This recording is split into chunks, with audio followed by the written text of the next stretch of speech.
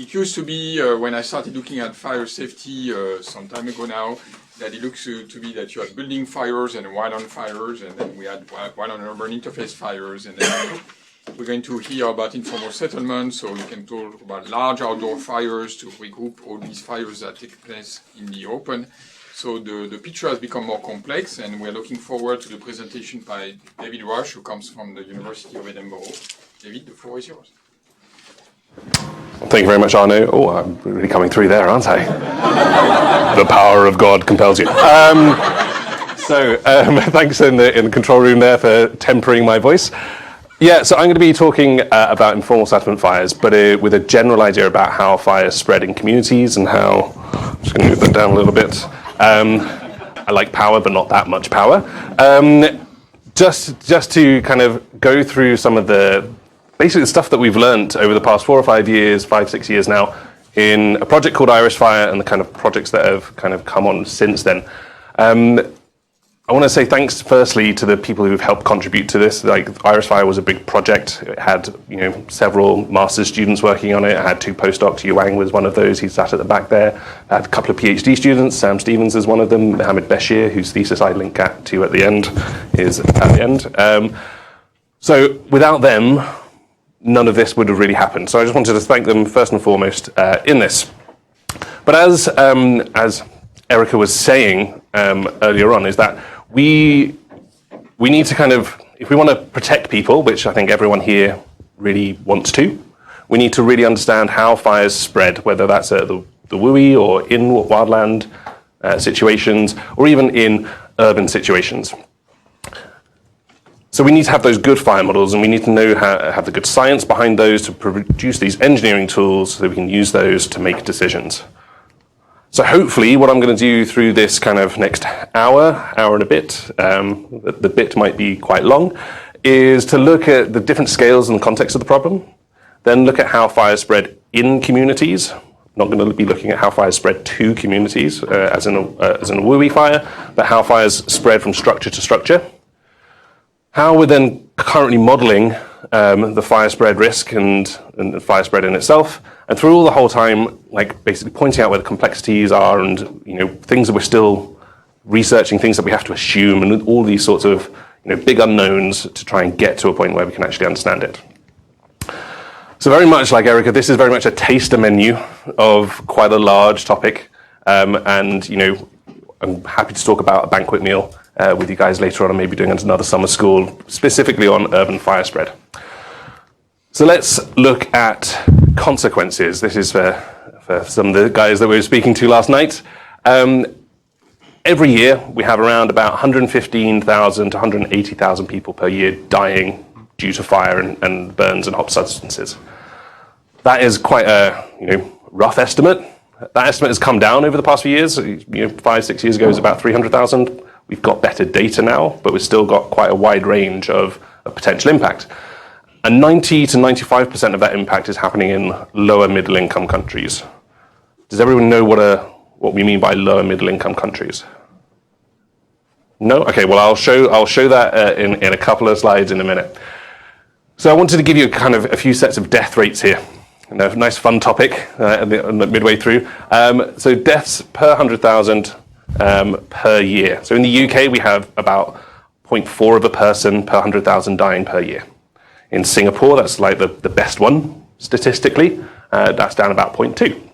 The highest one in the data that we've gathered is in Lesotho, which is this country here, down there. That is up at kind of 7.75. So order of magnitude, if not more, greater than some of the high-income countries. And then I've grouped these kind of countries together. The laser pointer's not showing up on the screen. Grouped these kind of countries here by income band. So the World Bank has different bands of income for population, gross domestic product per person. And in the high-income countries, like the US, the UK, we're at about 0.69 on average. The US is a bit higher, obviously UK, Singapore a bit lower, but that's kind of where we are.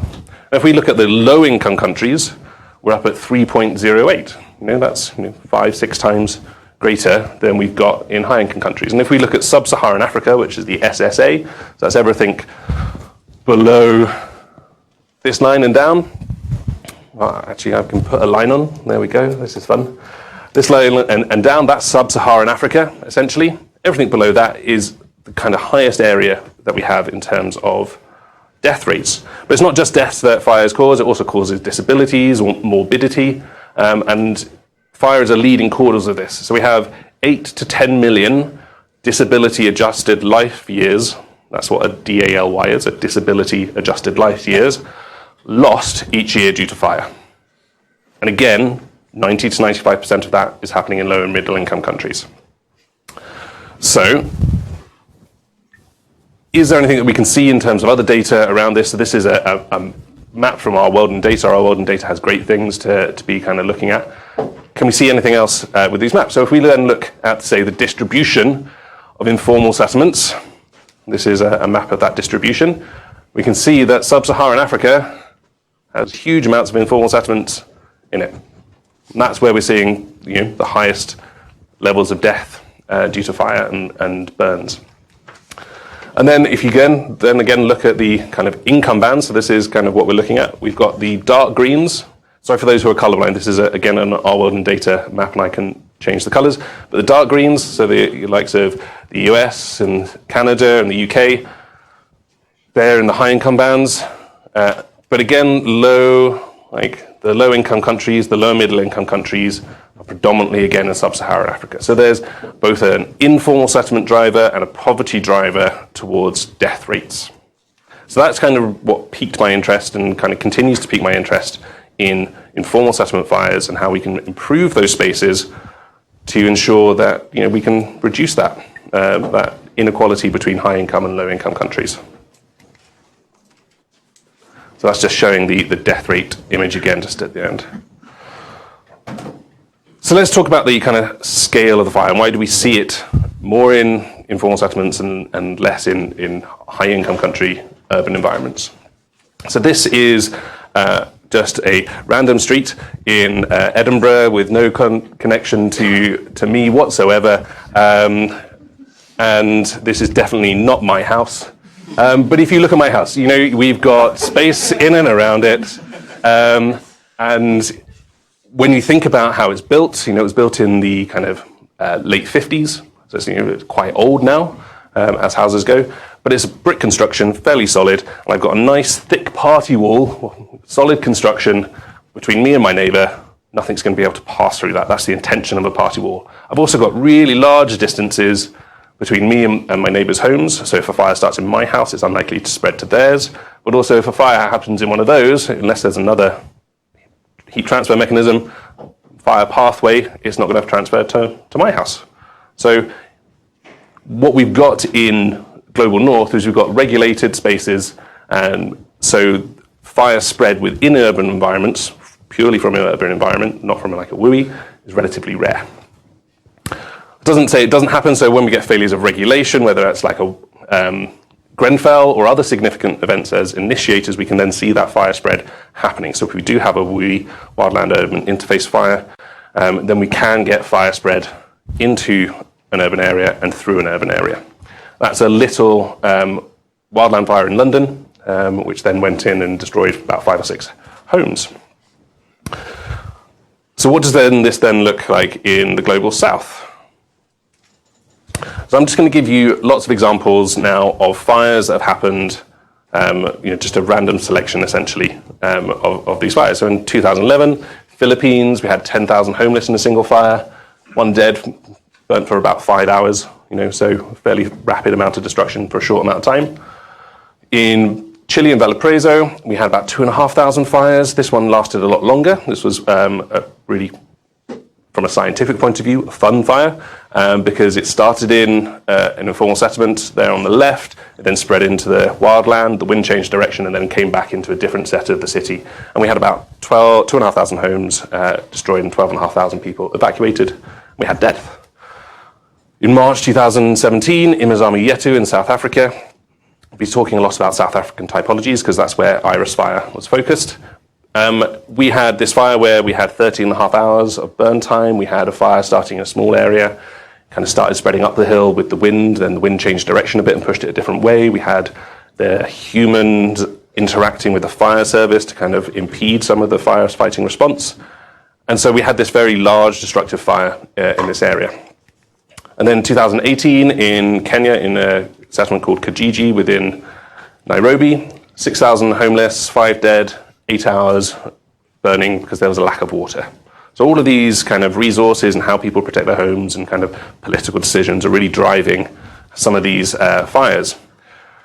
I built this slide probably about 4 years ago, and I was like, okay, well, let's see what's happened in the next, 5 or 6 years since 2018. So 2019, Dakar, Bangladesh, 1,000 structures, 15,000 people. Moria, refugee camp in Greece, 2020, 13,000 homeless. Freetown, Sierra Leone, 8,000 homeless, 400 injured. Joe Slovo, Cape Town, we had 1,000 homeless. Then we've got Cox's Bazar. This is a second fire in 3 years for them with over 12,000 people homeless. And then we've got the kind of Seoul in Korea, where we had 100 homeless. There were 900 firefighters apparently fighting this fire, 5 helicopters trying to put it out because it was on next to some critical infrastructure. And this is just this took me about 20 minutes to search on the internet. I'm sure if I'd used different search terms, I'd get different things. So I went informal settlement, fire, slum, fire, and these were what came out. Yeah, and those are the English words. We had different words in different countries. We have bidonvilles, ghettos, shanty towns, favelas. All of these are informal conurbations and agglomerations of people. So, as you can see, these are very frequent, very big fires that often don't reach our news stations because, well, I'll let you decide why they're not reaching our eyes. So now I'm going to kind of pivot a little bit to the work that we started doing in South Africa, which is kind of one of the first places where we've had a major bit of research into informal settlement fires as a specific kind of fire research topic. And I want to talk about the frequency and severity of these fires. So this is Cape Town. There's about 35%, those estimates obviously estimates, of people living in informal settlements. The whole city is about 4.3 million people when this image was created. And what we've got here, we've got on the left-hand side, we've got incidents, so the number of incidents in that 1 kilometre square block. That's how it's being recorded within their Cape Town Fire Service database. So each of these squares is a 1 kilometre square. It's the number of instances, and then here on the right-hand side is the number of structures being destroyed in each of those fires. And this was over a 2-year period, I think, that we looked at this. And we found from the data 2/3 of these fires only affect one dwelling, but 1/3 of these fires affect more than one. So we're having fire spread in more than 1 in 3 of these fires that are being recorded. And once a week we're having a fire that affects more than 20 dwellings on average. Yeah? And these fires, and this is, I want to point out this is one city, in one country of the 197 globally. So you can see the kind of scale of the thing that we're looking at. And so we looked a little bit about the ignition causes and things like that, and it's the same sort of causes that we have in our own homes: cooking, electrical faults, children playing with fire. There's an added thing of arson, which is a specific cultural thing within Cape Town. Doesn't happen in other places. So I've used this term kind of informal settlement or slum, shantytown, favela, etc. fairly regularly so far. I just want to define it in how we're using it. So for our purpose, we're talking about an area of self-built homes. So that's this area just here, with poor quality materials and lack adequate services and sanitation. There's an extension to this, which I think the World Health Organization or UN use, which is also about land tenure, about who owns the land that these kind of settlements sit on. And I'm going far too slowly. The big thing here is to take away is that 1 billion people already live in informal settlements, and that's expected to reach 1.2 billion by 2050. So that's an eighth of our population. 1 in 8 people globally live in an informal settlement. Okay? One of the things we do know, and it's kind of linking a little bit back into some of Erica's work, is kind of access and how people move in the spaces really can exacerbate the fire. So human actions we cannot take out of this. So in this fire, which was just on the 4th of June on the left-hand side of the screens, that was I'm not going to try and pronounce the slum name because I'll get it wrong. But you can see, like, access here, they're on a different part of the settlement, up a big ramp, and just throwing water in, try and cool it down. Thank you. And then, Kijiji slum again, 17th of May, on the right-hand side of the screens. You see all these people, all these heads in the way of the fire. This is the main road through to it. Like, how are you going to get a fire truck quickly through to the fire? You're not. And people are kind of evacuating all their belongings, gas tanks. Like, where they take? They're probably just taking that next to the road that the fire truck's trying to get. So these events are not the normal events that we would see in Global North urban fires, or even in kind of the WUI fires that we would have. Like, we have a very distinct human interaction. So that's kind of the context. Now I want to talk about how fires spread in communities. When we set up the IRIS Fire Project, we had the concept that fires were going to spread as if they were a wildfire. We take all like similar stuff, we just change the fuel and say, brilliant, we'll use all the wildfire models and job's done. But that's not the case. We know that physics is the same all around the world, but actually the way the physics work and the specifics about the structures is very different in terms of how that is. And that's what I'm going to focus on. I've got this kind of line in here about people and their reactions. I've gone over that. I'm not going to go into that today. I'm just going to be talking about kind of like the physics stuff. I've got lots of anecdotes about the how people behave and how that differs between different communities. So this kind of lecture is going to be about essentially what happens, firstly, in this box, and how, what happens in the box, unlike Las Vegas, doesn't stay in the box. Yeah? So we've got internal fire dynamics that'll create some external fire dynamics, and all of that's going to be influenced by wind. We've been seeing lots of stuff about that today. So we're going to be looking at compartment fire dynamics. So can I get a show of hands of people who have looked at compartment fire dynamics before? Okay, so a good proportion of you, which means I can skip through the next set of slides pretty quick. So very simple experiment looking at flashover and then compartment fire dynamics. So we've got a couch, carpet, we have then a lovely ignition point. We get some pyrolysis, thank you Stas, and some combustion, thank you Arnaud. We then get a bit of fire spread, thank you Sarah. And we've then got lots of soot being produced and radiation. Thank you, Peter. So, you know this all then, you can solve this and excellent, we can move on. But, I'm going to talk this through a bit more. So we've got this kind of radiation happening, we've got conduction through the medium, and we've got this little smoke layer starting to be produced, still in that growth phase of the fire. When that keeps on going, start getting some airflow coming in. We had Craig this morning talking about airflow. This is like a very different airflow. We're containing the airflow into the space rather than having free open flow.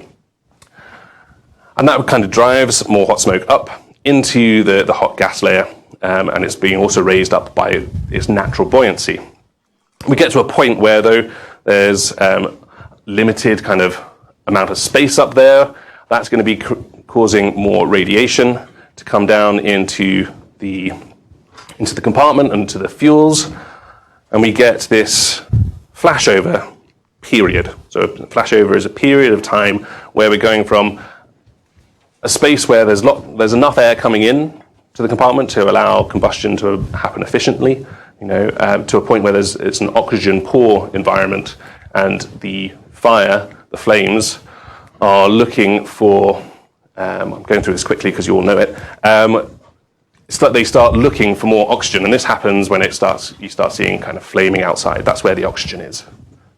Yeah, so we're going through all these processes that we've talked about previously, sticking a box around it, and we're getting a compartment fire where we're having really high heat release rate over a prolonged period, which is relatively steady because the amount of air that's coming in, the amount of fuels and gases coming out is at a relatively constant equilibrium. So we've got this hot layer coming out, cold layer coming in, and we've got this neutral plane where the flow between in and out is 0. These are kind of parabolic in terms of their shapes in terms of flow. Then once you've consumed most of the fuel, you get to a decay point. Everyone relatively happy with compartment fires. Good. So,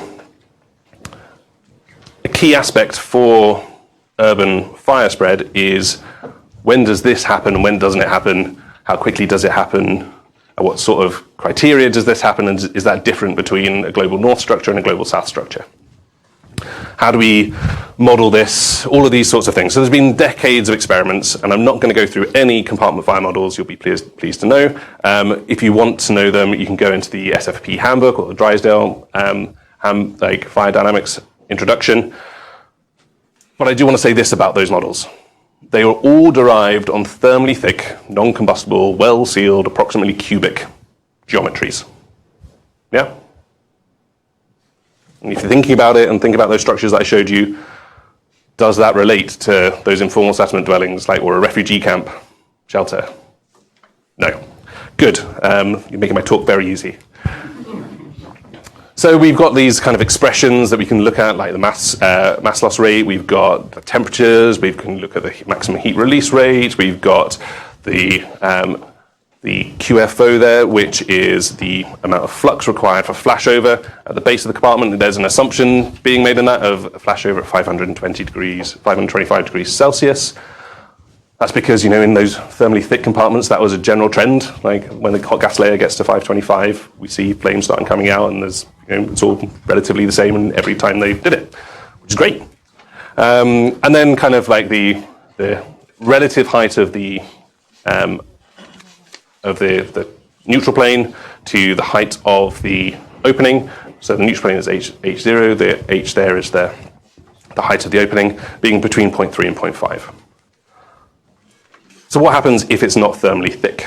So we looked through the literature and we couldn't really find a lot. So go. But we also got this kind of difference between the formal and informal. So this is a few photos just from Kenya, from Kibera informal settlement, which is one of the world's largest informal settlements. So we've got plastics on the ceiling. We've got curtains. We've got fuel right next to it. This is a gas canister. Down here we've got a telly. Got a little window. We've got leaky compartments. You've got non-fire rated EU foam mattresses for all of these things. And we've got a very different control volume. So we've got thermally thin materials, roof walls being less than a millimeter thick. We've got kind of sudden changes in ventilation. So, we've got all of these extra little bits on the outside, wood and timber, which from a fire spread point of view, fires love timber. And we've got, as I said, these a picture of some of the experiments. Sudden changes in ventilation, like a wall could fall down, a roof could cave in, and then you've got a very sudden heat flux being exposed elsewhere. So in terms of the complexity of this, it's not just a rigid box which has a nice heat release rate curve, which we can then do lots of stuff with. There's very much high levels of complexity within all of this. I've talked a bit about thermal thickness. Hopefully most of you guys know what thermal thickness is. I put this in just in case you didn't. So we've got thermally thick walls, like concrete and things, where you've got a Biot number very much greater than 1. Biot number is the coefficient of heat transfer. It's actual thickness, and then it's thermal conductivity, a relationship there. And then you've got thermally thin walls, where you've got your Biot number a lot less than that, so steel sheets. What we have happen in thermally thick is you've got the thermal gradients being generated in the walls. You can assume the outside of the wall is basically ambient temperature, and you've got hot inside, so you've got a nice thermal gradient. And the walls conduct and kind of store energy. Where in thermally thin walls, they radiate everywhere. They get hot and go, I don't want this, go away. And they kind of give it back to the fuels and give it to the outside. Yeah? So it's very different to what we know how to design for. So we did some experiments, and this is just a kind of snapshot of the different times involved. We've got ignition. There's a photo 10 seconds after ignition. We've got some nice leaky flames up there.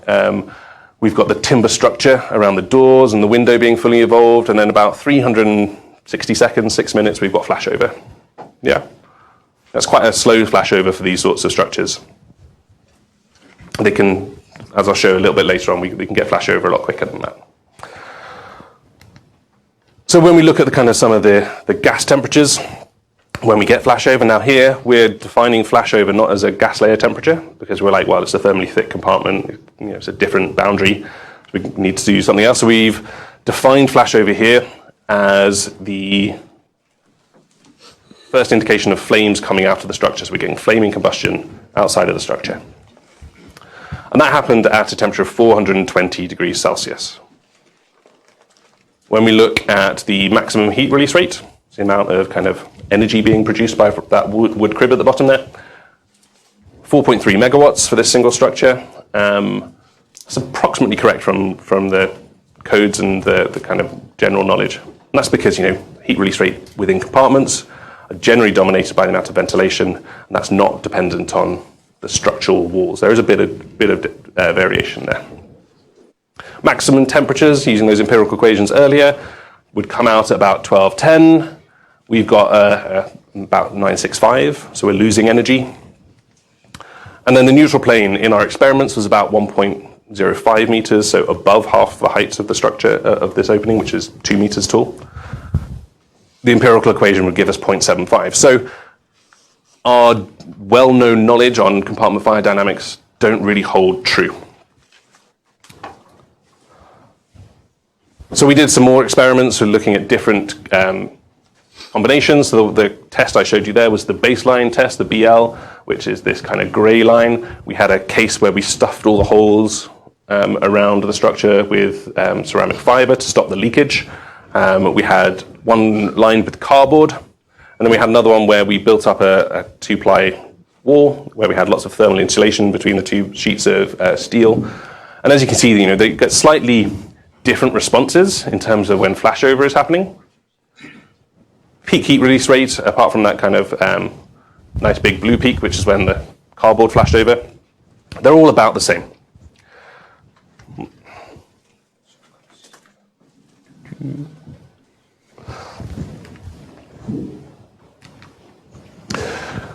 So just a few things to note. The no leakage was the first one to flash over, so this is kind of where we saw flames coming out.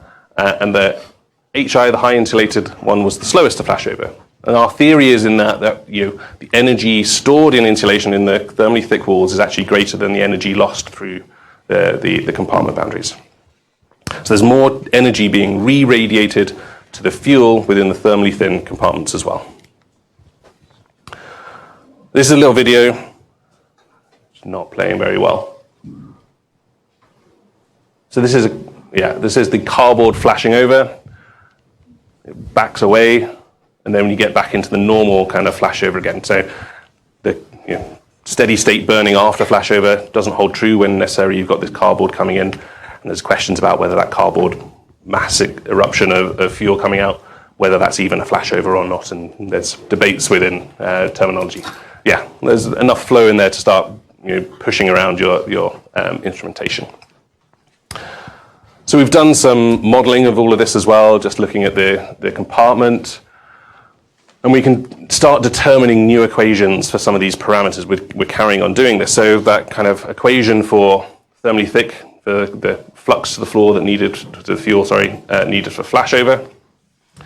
We've got up here, which is, 610, HK80, VF, which is the area of the total area of the compartment, the ventilation factor to the half. Where HK is kind of your thermal conductivity of the wall. With thermally thin, it's not now dominated by your conductivity, but by the emissivity of the walls. So your thermal boundary is really important. So that's kind of the internal stuff that's going on. We've got differences in temperature, we've got differences in fluxes, we've got heat release rates, which are about the same, and why has that gone there and not to the slide that I wanted? It is thinking. It's meant to be a computer. It's not meant to think. Anyway, so yes, emissivity is a real driver for these sorts of compartments. So how does then a single compartment then spread to another structure? So in kind of the kind of wildland urban interface literature from the likes of Manzello and Sayaka, we've got the likes of firebrand and thermal radiation being the main drivers. In informal settlement fires, I've not seen anything documented properly about firebrands being a driver. I think they do exist, they do get generated, but we've not seen like spot fires happening, to my knowledge, caused by firebrands at a large distance. So our drivers, we think, are more like the thermal radiation and direct flame contact. We're talking these structures are, a meter apart. Now that's kind of a general spacing, enough to get maybe a shoulder width and someone going like this through as a passageway. So we've got our compartment, we've got nice hot temperatures in there. So what's kind of the radiation environment from this? So obviously in thermally thick stuff, you don't care about a lot of this, you just care about what's coming out of these openings. Thermally thin, we've got lots more kind of potential heat coming out of these structures. So we've got heat coming out the walls, we've got the general radiation from the hot compartment, and we've got then these nice big flames also then radiating out. So let's have a look at the walls first. The walls, when we were talking about the critical heat flux for wooden things, this is measured at a meter away. Critical heat flux is kind of a 10 to 12 mark. We're generally quite a lot lower than that. That's a good thing. We're not going to ignite common building materials just through radiation through a wall. So that's a positive thing. We see that our kind of no leakage case, and we've got the highest, which is kind of what you expect. The temperatures in there are going to be slightly hotter than you would get in the leakage cases with a baseline and the cardboard. And then the high insulation case basically didn't register. It's kind of within the error of our measurement devices. Yeah?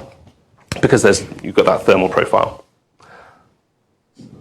So it's not going to ignite another structure, but it is important. If you think that you've got lots of structures next to each other, you've got fire spread material on the outside, potentially on the inside, you've got this heated wall happening, that's going to heat up the environment inside. It's going to create a flow inside as well. And we've done a bit of modeling of this, not done the experimental work to confirm it, but a bit of modeling work to show that actually that heating up of that wall can, in certain situations, increase the speed to flashover by up to 45%. Yeah, so quite a significant change. So then let's look at the openings. I'm trying to go through quick because I've got a fair amount of slides to still go through. So we've still got that high in insulation case and the no leakage case being the highest, with the baseline and the cardboard case being slightly lower. Got this peak again of this cardboard. I've got this pen, yeah, that's the peak of the cardboard, up at like 32, 35. That's when they had that eruption of materials coming out.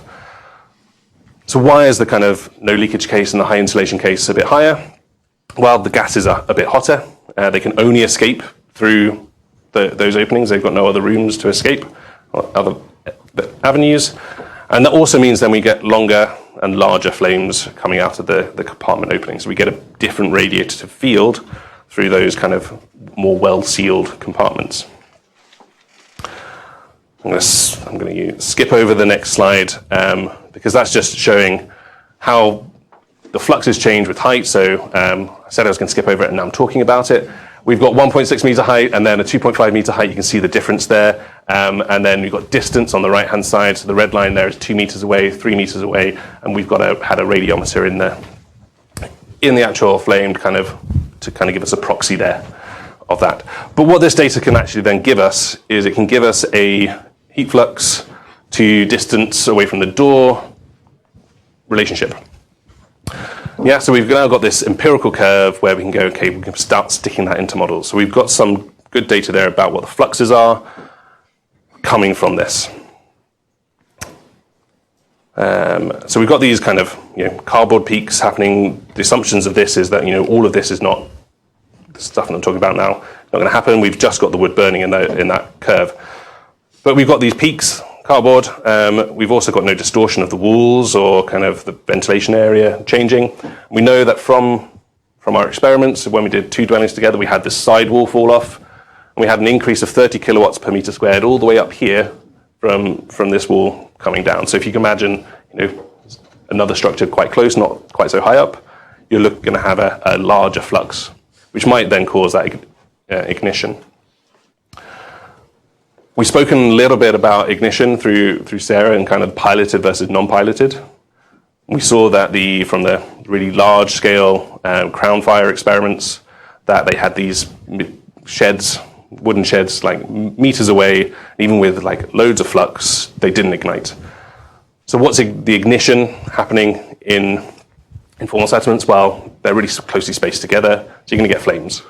So in our single dwelling experiments, we got these flame lengths, on average about 0.75. This is quite significantly lower than the theoretical values based on thermally thick compartments.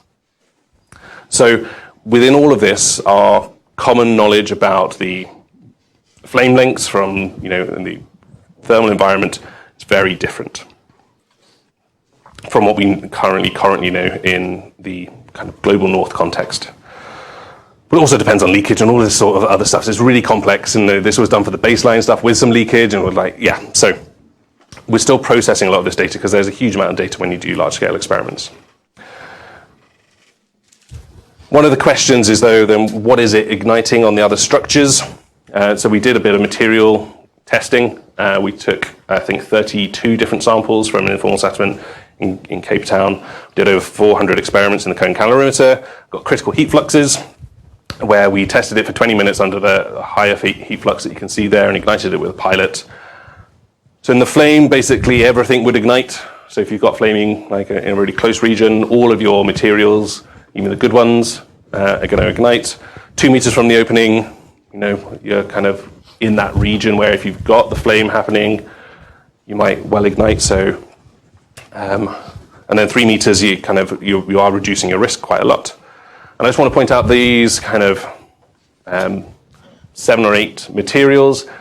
They're the types of materials that you would see at the joints. It's construction materials. These are your structural timbers, your cardboard that are kind of lining these compartments. Is that going to play? There we go. So this is then a fire spread test between 2 dwellings. Oh, it's really not liking my videos, is it? Let's see if we can skip through. So this is where we've got kind of the first compartment just about getting to flashover. We've then starting to see ignition of the second compartment around here. The second compartment has got a cardboard lining. I can get it to play forward. As you can see, there's a bit of flame spread happening downwards on the cardboard. Not liking it, but we'll see whether we can get a nice big flame. There we go. And then that's kind of the cardboard releasing all its kind of volatiles out into the open, looking for oxygen. And we can see there on this graph here that we almost reached 9.2 megawatts of 2 basically sheds next to each other burning. Yeah. So if you can imagine that within a settlement environment, that's a huge amount of energy going to be spread very quickly.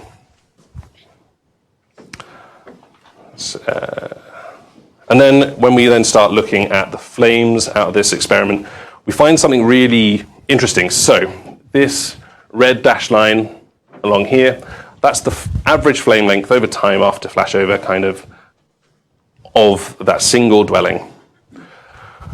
And it's kind of coming in around about kind of like the 0.75, 0.8 sort of line. When we stick the 2 dwellings together, because there's less space for those flames, we're starting to get flames coming out of 1.2, 1.25 meters long. So we quickly get into this situation where even the knowledge that we're building up at a single dwelling scale, as soon as we stick another structure in front of it, changes the fundamental fire dynamics outside, and we can have different things happening, different ways of spread happening. Okay, so this is a real whirlwind tour of everything that I know for the past 5 years, and I'm not sorry, I'm kind of enjoying it. And all of this has been done with no wind. Yeah, all of this was done under a hood in a no wind environment. So we've got a combination of flame contact and radiation being our fire spread pathway, and we don't fully understand what's going on because it's so abstracted from our huge body of knowledge on global north thermally thick compartments. So how does wind kind of influence things? So if we imagine like these flames here, these trees are on fire, when we've got some wind, we'll have some transportation of firebrands in the wind, and that kind of angle there doesn't, not nice and neat upwards. But how does it then transform into, say, an urban environment? We don't really know.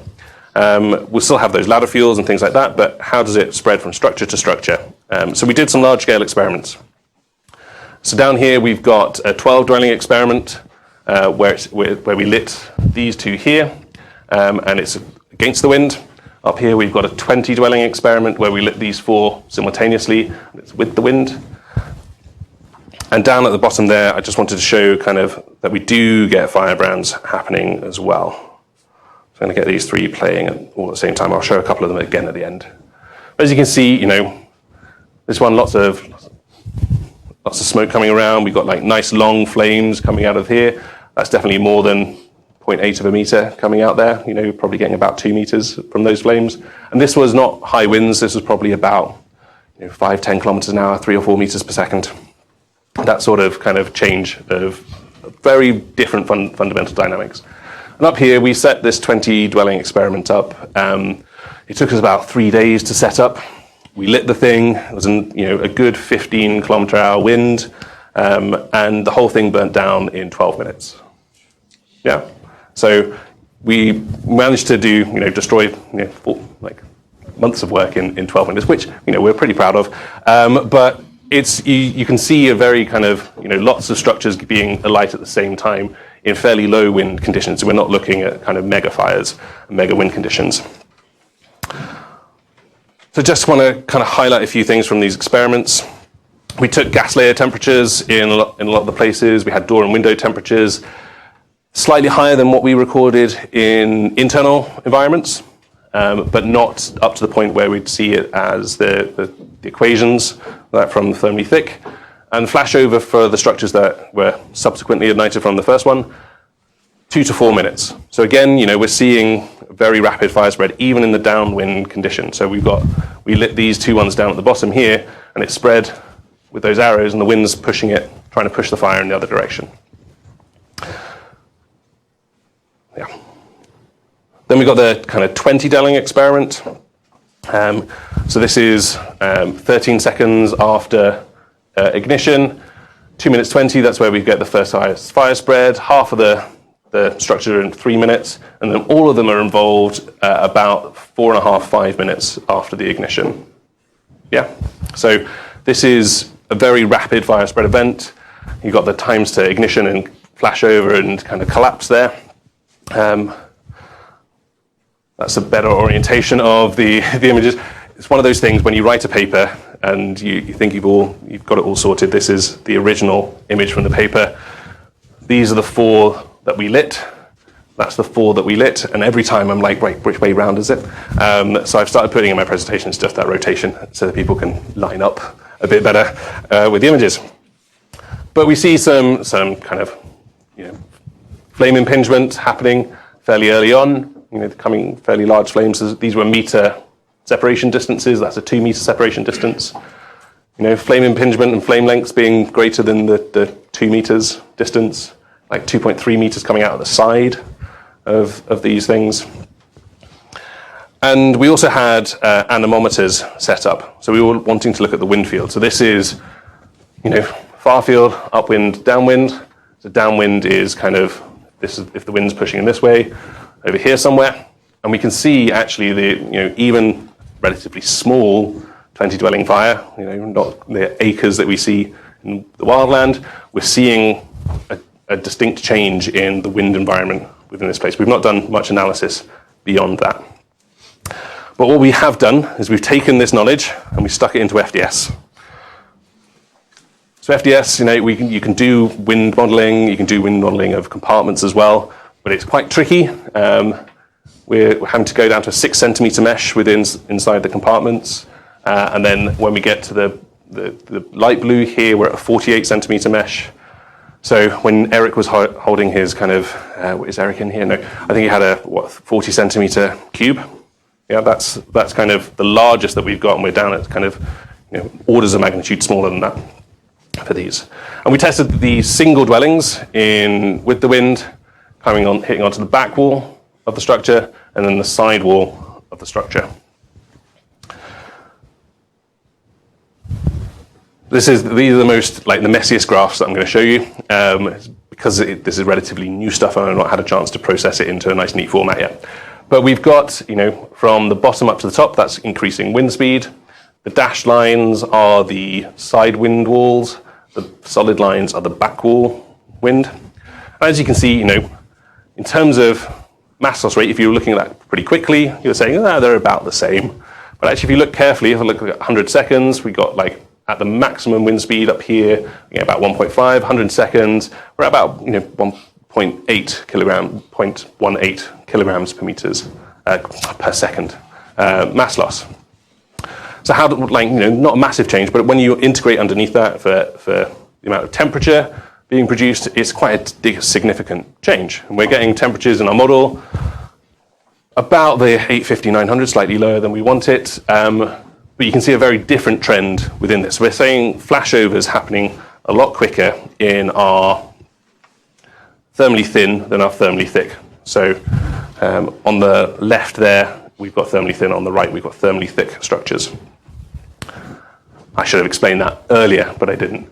So the thermally thin is those lines at the bottom, and we're getting flashover in these models, and these are models. We set up the igniter and say how much energy we're going to start it off with. But we're getting kind of 30 to 40 seconds quicker for thermally thin than thermally thick. If you spread that across a whole settlement, you can see why, in the thermally thick one, it's quite slow. You can actually then probably manage it a bit better. The thermally thin environment, those go very quickly. And what we need to do is we need to kind of take that into account. If you get this bit wrong, then your spread in your larger scale models is going to be wrong. Yeah. We looked at kind of some double dwelling ones as well. There's a table of data which you can then look at later. We've got time to ignition of the second dwelling. So we've got dwelling 1 here on the left. This is the one that we ignite. Dwelling 2 on the right, which is the one it's going to spread to. That gap is about 1 meter. And we've got a 10 meter, 6 meters, 10 meters, and 14 meters per second wind in those 4 directions.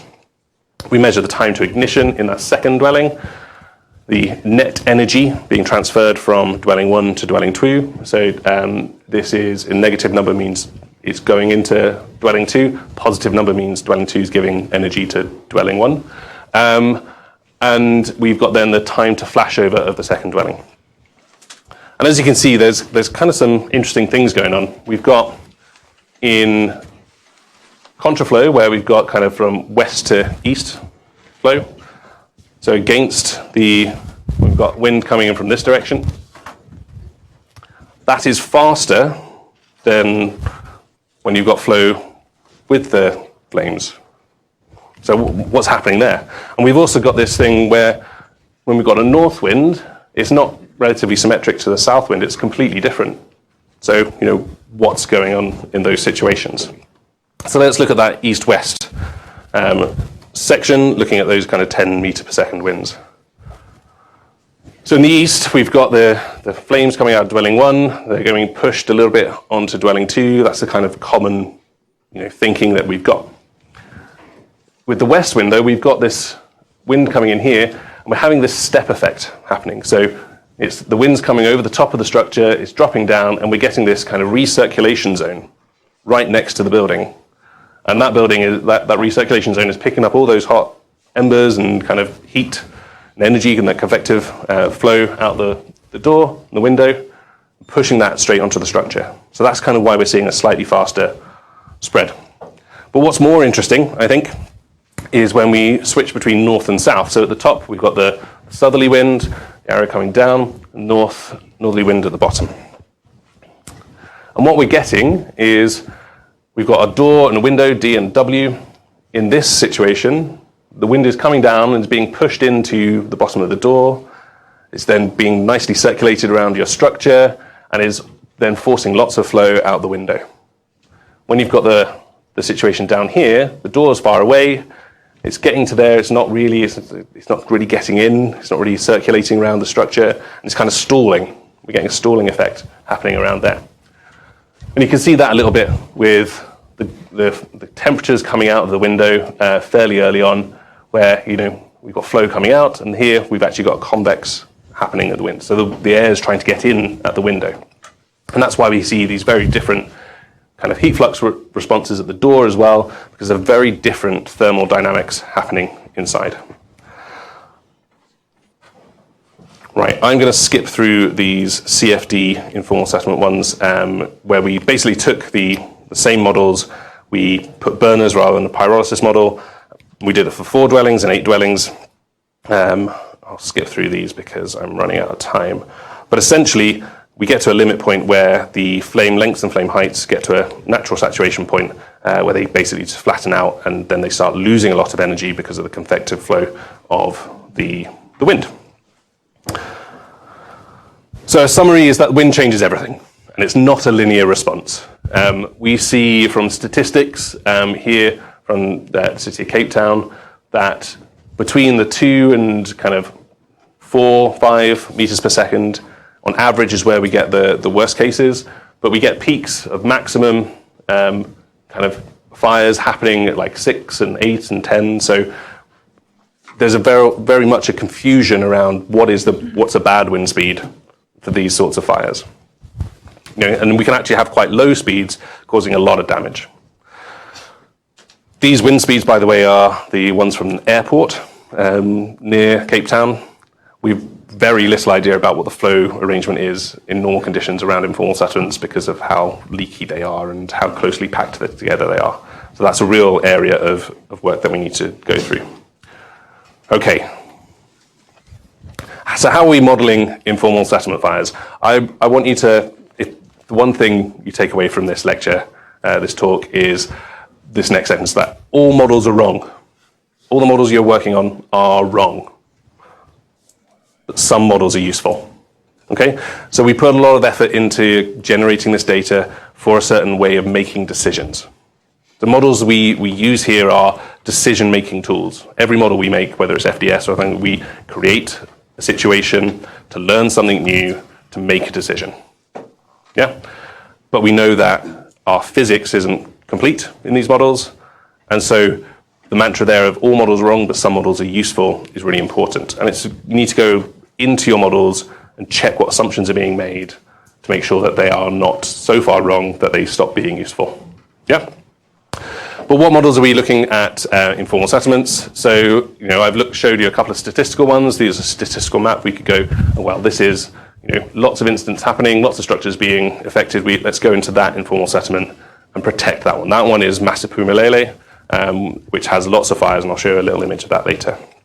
I've shown you some of the FDS models that we've been looking at. We can go up to a certain scale with those, but then, you start getting into processing problems. The models that you saw there, we were using 10 processors on an HPC. They took 50 to 60 hours to run. If you make one little mistake in that, then you have to start all over again. And people in the likes of government agencies in Kenya won't have that capability. So we need to think about different models. So we've got these spatial models, which I'll go through in a second, and some semi-probabilistic urban fire spread models that Sam's been developing. So anything that's wrong in this is his fault. It's not true. I've checked with these things that it's okay to look at. Anyway, so spatial modeling of risk. So we want to think about two kind of types of spatial modeling. Here we've got a building footprints of structures in an informal settlement. This is from Cape Town. And then we've got this kind of fire extent area. How do we determine that? I'll tell you in a minute. And then we've got kind of we want to know kind of how these buildings relate to one another in a spatial way, and then how that relates to risk. And we can look at 2 different methods. The second method there, I've actually taken out because I didn't have quite enough time, I think, in this presentation. So we've got this building set up of dwellings. We then, in GIS programs, at the back there, we're going to buffer them out by 1.5 meters, and then buffer them back in. And where those structures all interact to each other, that's a potential fire area. That's where the buildings could interact and spread towards one another in a common sort of dynamic. And why do we say common? Why 1.5 meters? Well, 1.5 meters is based on some analysis we did where we looked at burn scars within an informal settlement. So this is Masipumalele. This is in 2015. We've got about several hundred structures there being burned. We then looked at where the fires did pass over large gaps, looking at kind of what those distances are and kind of put those into a spreadsheet and a model. We then put the ones where they didn't spread. Again, like looking at kind of where the gaps are and going, well, it didn't spread there and it did spread there. And from that, we can then determine a survivability curve. So this black line is this fitted curve from this GIS data. And it's got some uncertainty in there because there's spatial resolution within the data that we're gathering. It's a 10 centimeter resolution spatially of data. So there's kind of a bit of fuzziness in there. And we then plotted our materials against the kind of that heat flux to distance away from an opening curve. And actually, we got a fairly good fit. So experimentally, as well as from this kind of spatial stuff, we're getting a fairly good interaction. Two things to note about this curve is that this magenta colored curve, that's no wind, no human intervention. In the black curve, that's all human intervention, all wind, natural conditions.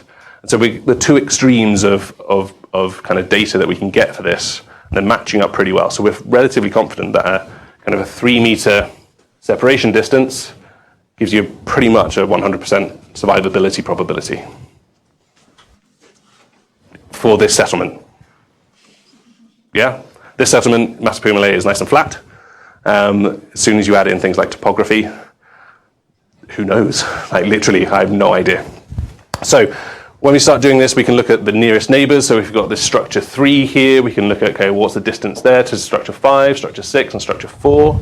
We start building up kind of a probability of kind of, well, if it's 1.03, like that's a 50% chance of spread sort of thinking. And we can then look at an edge density within an area or of a single structure. So this is the perimeter. The numbers on the actual blocks are the perimeter of the block. And then we've got a perimeter of the whole thing, and the edge density is kind of the summation of all the dwelling perimeters versus the area of the settlement, and you can get the edge density.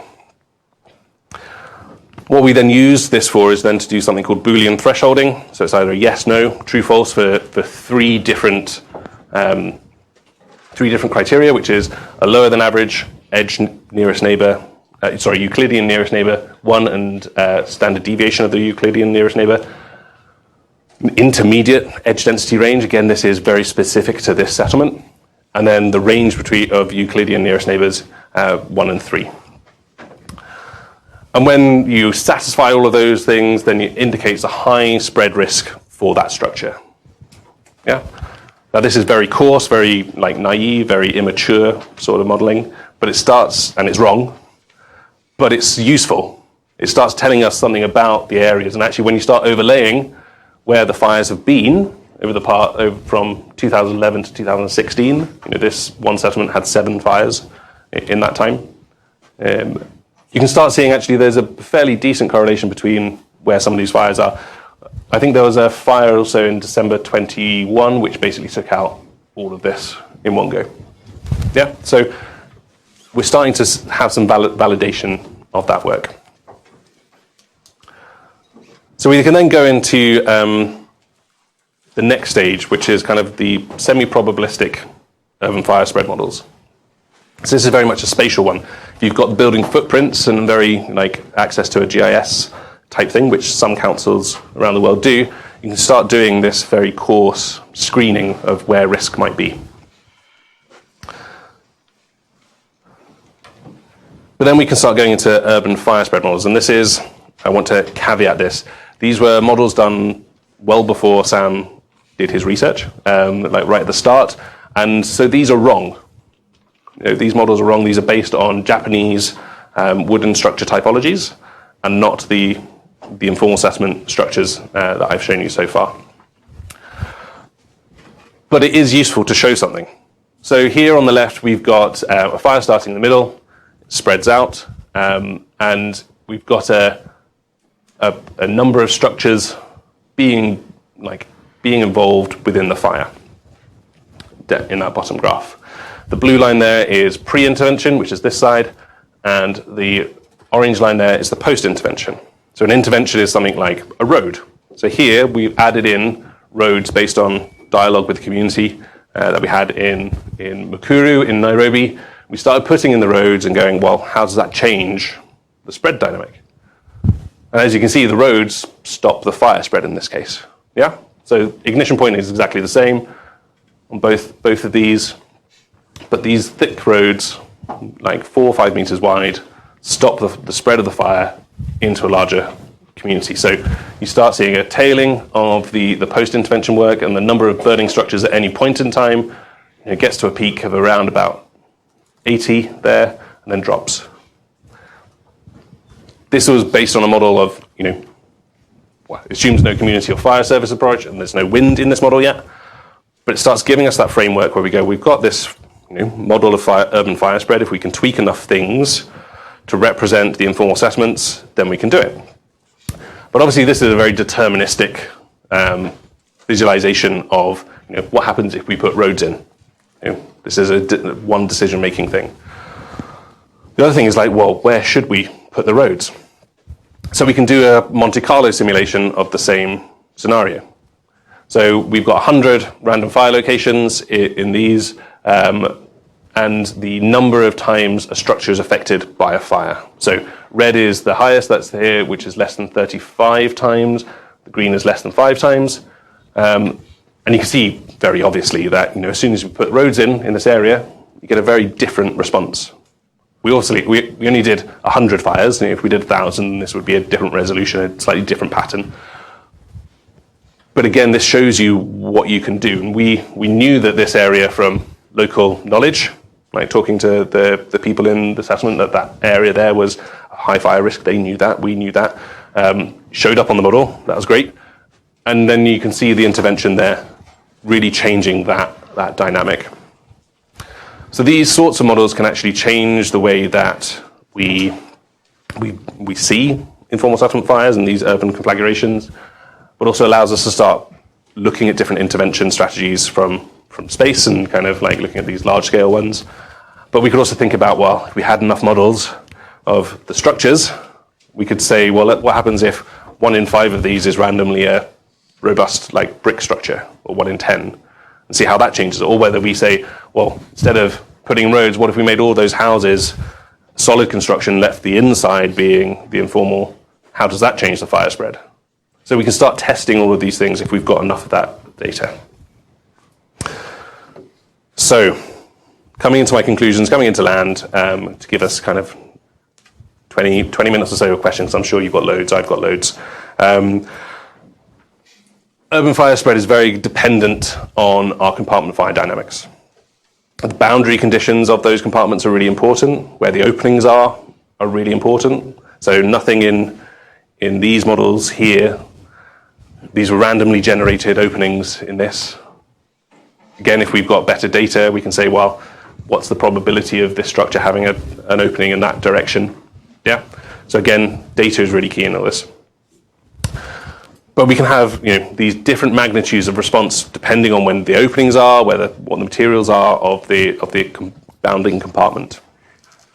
We think that spread is predominantly a mix of radiation and flame contact, and that branding is less of an issue within purely urban fire things. Obviously, that's within the South African context. If you're building everything out of timber structures, that's going to change that, and then you have to add in the branding as an aspect. Spread is wind affects both the internal fire dynamics, but also the external ones. I think that's everyone knows that, but we've started to quantify that and show those kind of peculiarities of where you place a door in relation to where the wind is coming from has a major effect. And we're starting to really continue to develop the fire spread tools and the risk tools that we've currently got. And the key thing, as I've mentioned, is to really check the assumptions that of any of the tools that you're using? Like, what is the radiation angle number that you're using? And here is a small list of the things that I've not gone through today, which really affects all of these urban fires, with topography, the slope and structures themselves. And are we getting wind shear from the structures? Like, that was something which I want to ask Craig about. Like, do you think we'll see those different dynamics? Probably. We don't really know about the atmospheric conditions that promote urban fires. We've not really got that longevity of data, whether temperature and humidity changes those dynamics and whether we can use those as a risk factor. We think they do. Anecdotally, we hear stories that they do, but we haven't got the evidence from numbers and kind of weather stations to do that. All the structures that we've tested predominantly so far, apart from, I think, Genevieve Tan and did some work here at UMD looking at refugee shelters. They've been predominantly on one typology. We need to extend that to understand what's happening in different structures, like refugee structures or mixed material structures. And, what if you've got a solid base but then 2 stories of a lightweight construction on top? How does that change your thermal dynamics and all the dynamics between structures? What happens when you've got combustible boundaries? Like, when does a compartment stop being a compartment? At what point do you stop having the gas layer being trapped and venting flames and it's just a pool fire, or what's that transition? Can we manage that? Got multi-hazard events like fires following earthquake and the WUI urban transition and the urban WUI transition. We've not started looking at those. And then suppression. How do we put these things out and how do we work with communities to suppress and kind of mitigate within their own communities? And that's a very, very individual community response. For instance, in South Africa, they would wait for the fire service. In Kenya, they would start pulling buildings down in front of the fire. They would just get the big hooks and start pulling them down to stop the fire spreading everywhere. And that's a very quick kind of, different cultures, different histories of fire within their communities, different relationships with the fire services, have different responses in all of this. So obviously, I put a couple of QR codes up there, one which links you to my Google Scholar for all the papers. Most of them are on there. Obviously, Stellenbosch are doing a lot of work in this space as well, so don't just look at that. But also, Mohammed Bashir's thesis for all the kind of modelling stuff that I didn't quite get over. And then, the 2 large outdoor fires are going there. So thank you very much. And we've got 20 minutes for questions.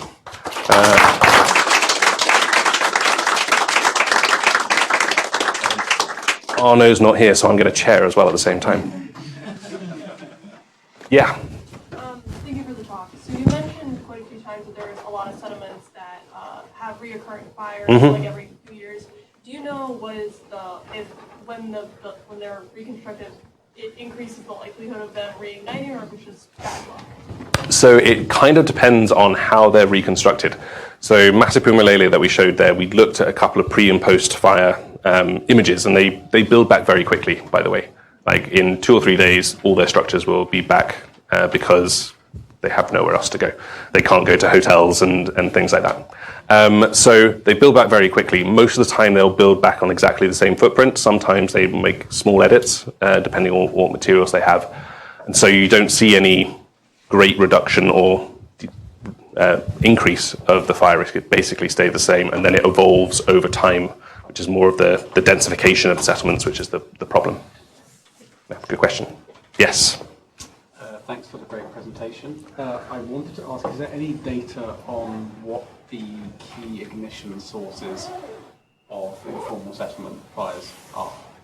As in, on the target structure, what's being ignited first? Yeah. Yeah. So what generally happens, and this is what we've seen from not like actual fires, but what we've had from conversations, is that when they're constructing their structures, you have the roof plate and then the walls, and there's usually a little gap in there. And there might be some exposed timber. So if it's exposed timber, then that kind of starts the pyrolysis, and you might get a small ignition. But for basically sealing as much as they can their own compartments, they'll stuff it with material. And that material can be anything. It can be plastic bags, it can be wool, it can be cardboard. And that is the kind of spread pathway that we think happens. We have a few images from is it Leon Sullivan, I think is the photographer that goes around a few of the Cape Town fires, taking photos of them burning, and you can see kind of it's happening at the top and then falling down into the compartment to then further combust. Yeah, so it's the spread is at those construction joints, is what we believe at the moment. But again, it's one of those ones where we need more data and trying to verify that. Other questions? We'll go here and then to Rahul. Thank you very much for the presentation. Is there any measurement that can be applied into informal settlements to prevent the fires? Because at the last of the presentation, you presented the rearrangement and putting roads in between the houses, but it's not really likely the people living in the informal settlements keep them without building anything. So let me just make sure I've understood the question. Is there an intervention that the people themselves can have to stop fires? Beyond the... Put on some kind of code or regulation or like a recommendation that it's sustainable in the long term. Yeah, so in terms of guidance, I mean, in terms of regulation, these are unregulated spaces. When I say they're not regulated, what I mean is the state has no action in that regulation. Most of these places will have some sort of informal design, whether it's ad hoc or community-based. They will have those interactions with their neighbors to go, well, like, you can't build there, you need to build here. And what we're trying to do is go into those sorts of settlements and have those conversations and be part of that dialogue. And like, these guys know what fires are. They're probably better at managing fires than we are in the global north. They just don't have the means to protect themselves or the scientific knowledge to make those small changes which can really change that. So, for instance, you were saying about what's the ignition pathway. If they moved all those bits of material away and stuffed it with bits of rock wool or something, if we got lots of little bits from our fire labs and said, okay, there's a settlement, you can go and have it, that's going to change the dynamic very quickly for spread. It's very hard to spread through a solid piece of metal onto something else. You have to get a really high heat flux on that other material, like spontaneous ignition. If you can get rid of a pilot, then you really slow that down. So there are interventions that you can start doing as long as you've got that community dialogue, but it's very specific to that single community. Yeah, like a structure in a favela will have a different fire spread pathway mechanism, and so the intervention in Cape Town will have to be different to that one in say Rio de Janeiro or something. Yeah. We're going to go to Rahul and then we'll come to Chris. Thanks for the presentation. I have two parts question. Yep. One regarding your 20 shed experiment you have done. Well, I'm seeing that the fire started from your block A1 and spread like that. In other the structures you have, what was the combustible materials you actually put in that for those houses to actually combust? In the second part is like if it is like wood or something like carpet kind of thing, which is like normal combustible. Have you actually considered anything which is a bit of like an exploding kind of thing? I reviewed one of the cases regarding the Bandakola 2007 fire that there were 10 gas cylinders which actually exploded, and that was one of the reasons the fire actually continued to spread, like from one house to like suddenly to 30 houses. That's a great question. So in terms of all the experiments that we've done, the main fuel has been wood. As that's what we use. We use wood cribs because it's we know it well.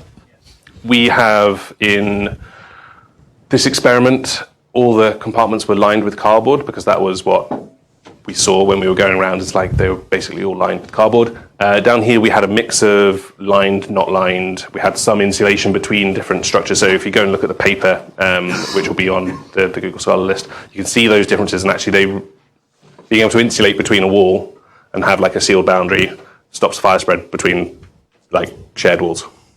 It's like no-brainer. It's kind of we created a party wall. It didn't spread through; it spread round. Yeah.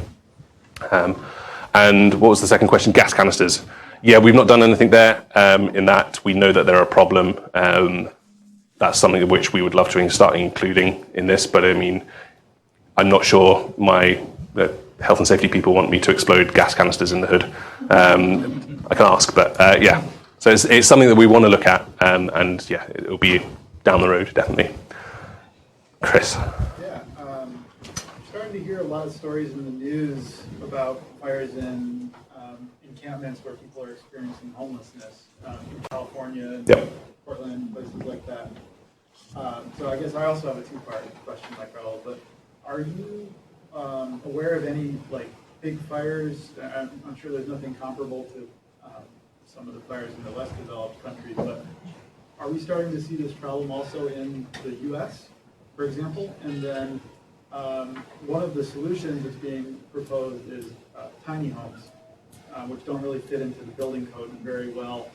And one of the ways that that's being sort of argued against is fire risk. Yeah. So is there any work on tiny homes? And are you aware of any fires in sort of tiny home communities that have been set up to kind of combat the homelessness problem?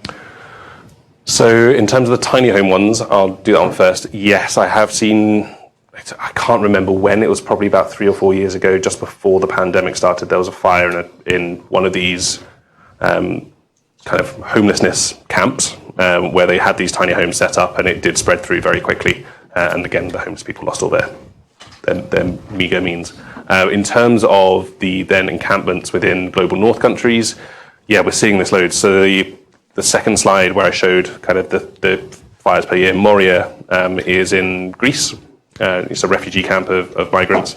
You've then got north of Calais, like on the shores waiting to come over to the UK, you have camps which are regularly going through fires.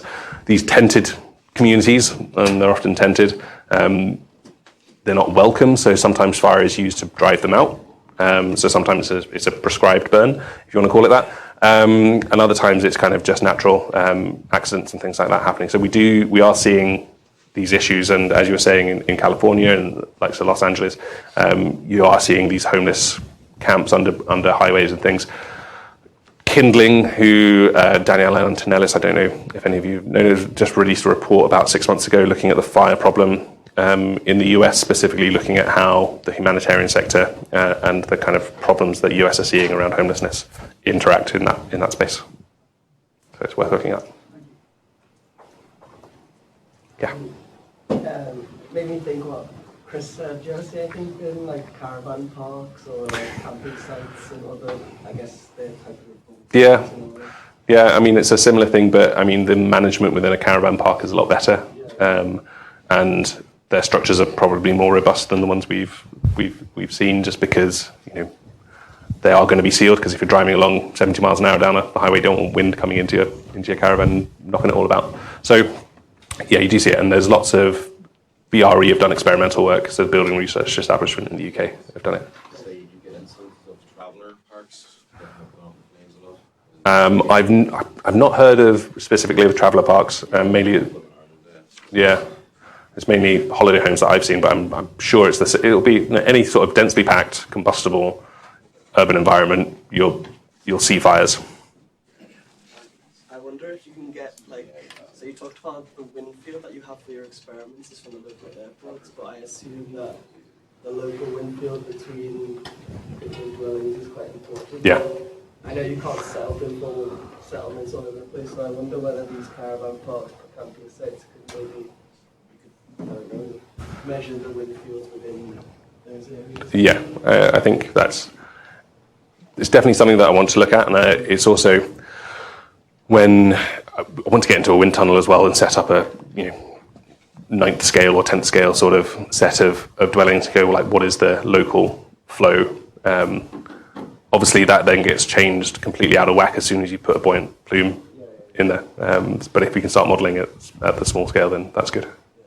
The issue with all of that is the leakage into and out of compartments, and how you then deal with that at a very small scale, because then it is all about particulate size and stuff like that. But yeah. Any other questions? Yeah.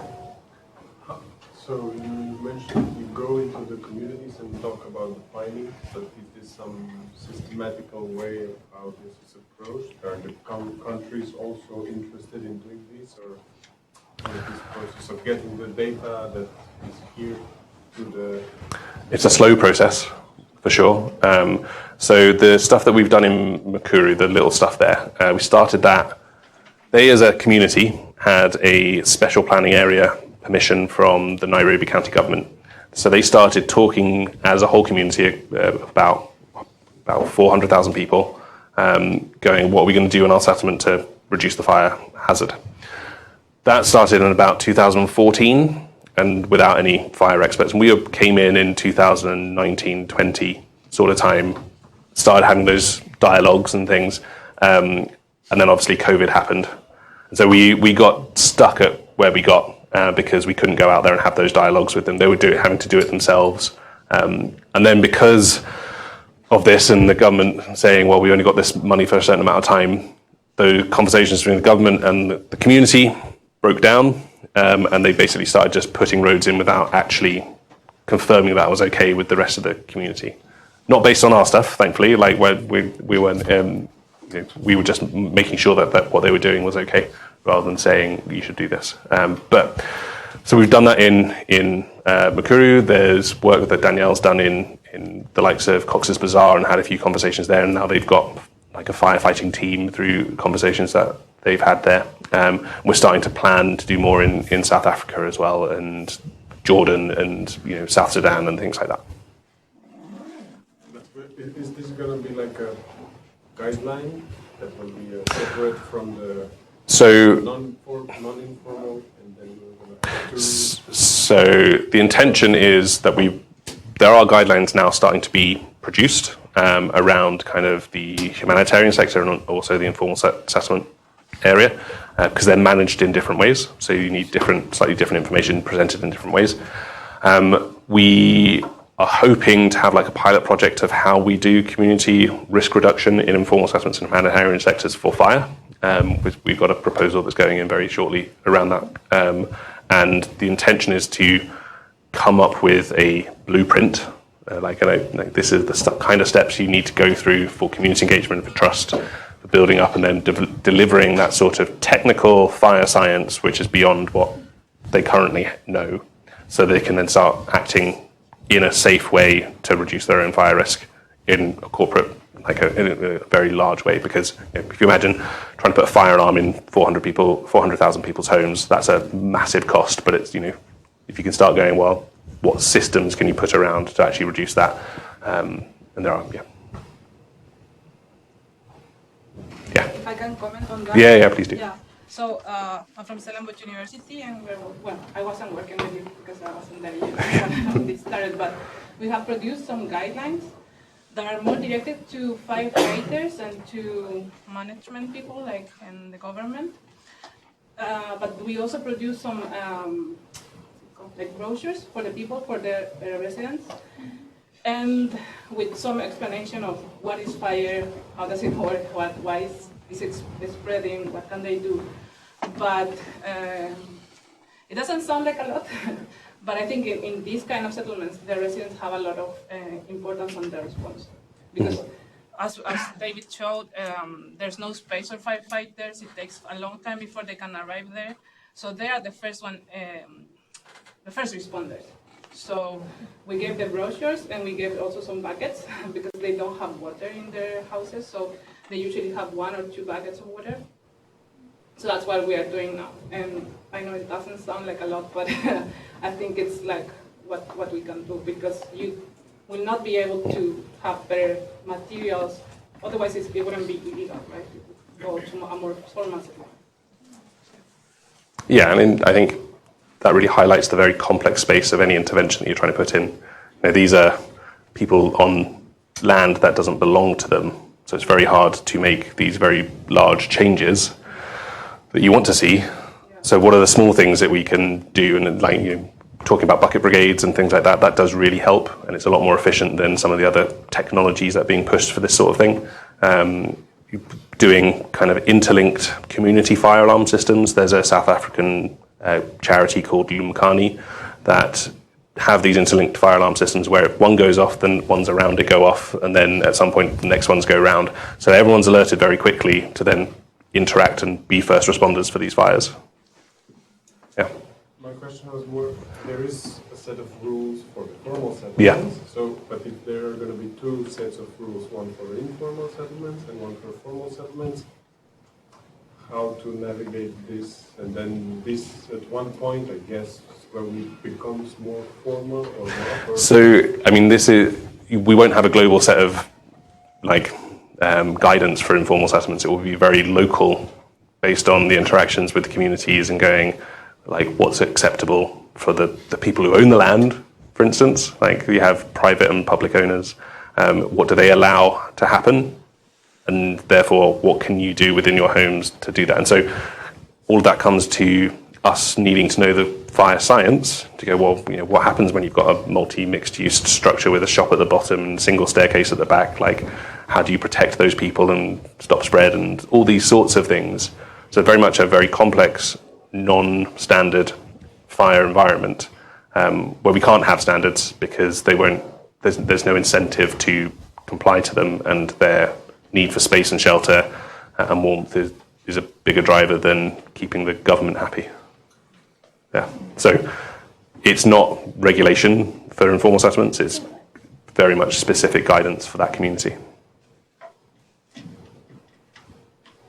Yeah, and I'm here, How much of a potential is there for the total area to spread out? So if you start putting in roads and stuff, but you still have the same number of settlements, you're probably going to have to expand outward. Yeah, expanding outward or upward. So in Cape Town, it's predominantly single story, although it is starting to very rapidly transform to double story with urbanization. You're starting to see triple story homes as well. So even at the moment, you're seeing vertical expansion, even without the road interventions. But again, it's kind of helping them manage that space. And yeah, it's hard. We're always going to get informal settlements where there are cities because that's where the jobs are. Unless you build homes, which we don't have enough of, we're always going to get informal settlements, big or small. Yeah, so I completely didn't answer your question, but I don't think I can. There may not be. Yeah. It seems like it probably would vary case by case. Yeah, And very much so. You can't go outward. Yeah. Start going upward. Yeah. All right, I think we may have to move on. Let's thank Dave.